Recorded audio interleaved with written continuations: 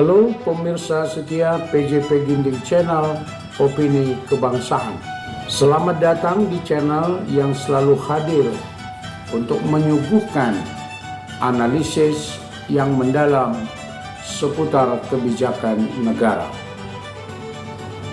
Saya senang sekali bisa kembali bersama Anda untuk membahas topik yang sangat penting bagi bangsa kita.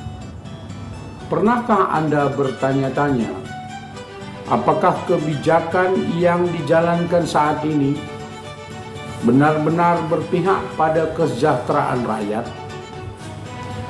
Bagaimana mungkin di tengah tekanan APBN yang semakin tinggi, dana negara malah dialokasikan untuk proyek-proyek kontroversial seperti IKN?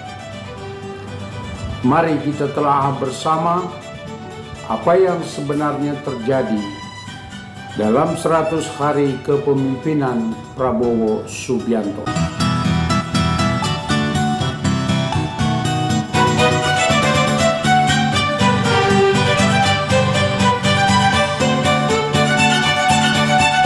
Prabowo Subianto telah 100 hari menjalankan tugas sebagai Presiden Republik Indonesia.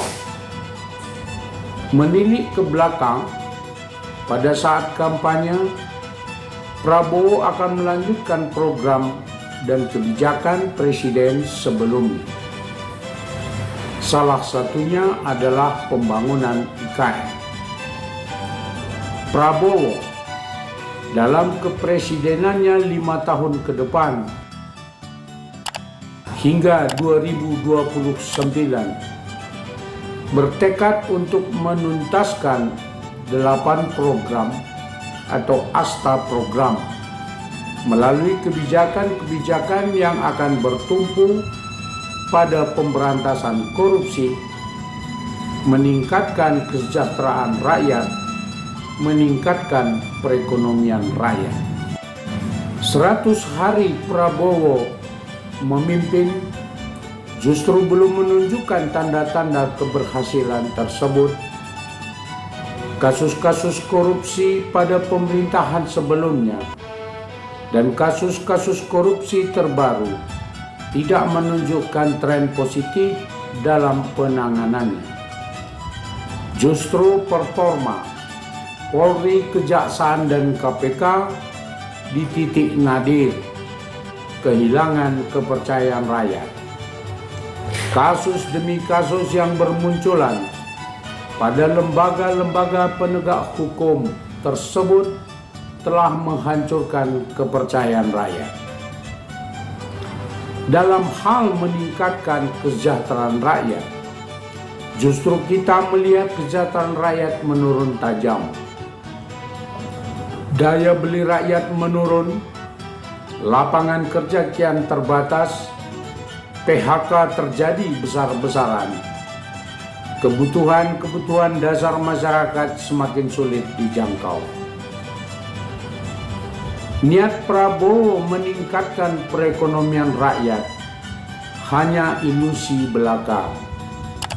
Dalam 100 hari ini, justru perekonomian rakyat menurun tajam. Banyak UMKM gulung tikar, kesulitan memperoleh akses permodalan, kesulitan mengembangkan usaha, kesulitan memperoleh akses pasar, kesulitan memperoleh bahan-bahan produksi. Di tengah penanganan kelembagaan yang amburadul, tumpang tindih, tidak profesional, korupsi dan pemborosan merajalela. Tekanan terhadap APBN semakin tinggi. Menurut para ahli, pada tahun 2025 ini, defisit APBN diperkirakan menyentuh angka 1.000 triliun. Dalam hal ini, suka tidak suka, negara harus berutang lagi. Utang tersebut hanya untuk membayar cicilan bunga, modal pinjaman jatuh tempo, untuk gaji, tunjangan, fasilitas pejabat negara, ASN, TNI, Polri. Rakyat secara keseluruhan tidak kebagian apa-apa dalam skema utang tersebut, tetapi justru rakyat yang harus membayarnya. Saudara, dalam situasi kondisi perekonomian yang teramat sulit ini, Prabowo tidak terlihat mengambil kebijakan-kebijakan berani dan drastis mengatasi terhadap tekanan APBN tersebut. Seharusnya Prabowo secara drastis dan berani menghentikan semua pengeluaran yang tidak perlu dan tidak produktif, mengurangi tunjangan dan fasilitas untuk pejabat negara, ASN, TNI, Polri, membatasi perjalanan dinas, sembari menaikkan pajak penghasilan untuk perorangan dan badan yang besar-besar, pajak pertambahan nilai, barang mewah, dan semua peluang-peluang rasional yang memungkinkan. Pajak ekspor dan impor untuk komoditi tertentu harus diberlakukan lebih rasional untuk keuntungan pemerintah. Ekspor dan impor gelap, abu-abu, remang-remang harus ditelisik dengan sungguh-sungguh untuk menaikkan APBN. Saudara, IKN adalah proyek politik jangka panjang atau multi-years. Saudara, IKN adalah politik jangka panjang atau multi-years. Sesuai perundang-undangan, IKN sepenuhnya dibiayai oleh investasi, bukan oleh APBN.